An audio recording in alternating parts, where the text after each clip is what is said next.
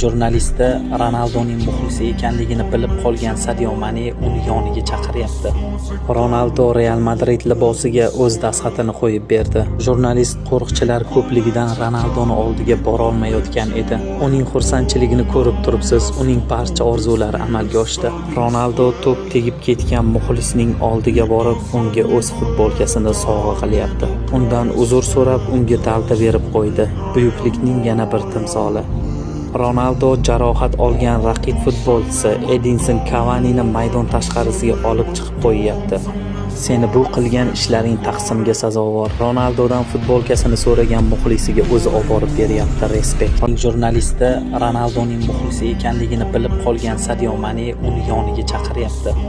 Ronaldo Real Madrid libosiga o'z dastxatini qo'yib berdi. Jurnalist qo'riqchilar ko'pligidan Ronaldoni oldiga bora olmayotgan edi. Uning xursandchiligini ko'rib turibsiz, uning barcha orzulari amalga oshdi. Ronaldo to'p tegib ketgan muxlisning oldiga borib, unga o'z futbolkasini sovg'a qilyapti. Undan uzr so'rab, unga dalda berib qo'ydi. Buyuklikning yana bir timsoli. Ronaldo jarohat olgan raqib futbolchisi Edinson Kavanini maydon tashqarisiga olib chiqib qo'yyapti. Seni bu qilgan ishlaring taqsimga sazovor. Ronaldodan futbolkasini so'ragan muxlisiga o'zi olib borib beryapti. Respekt.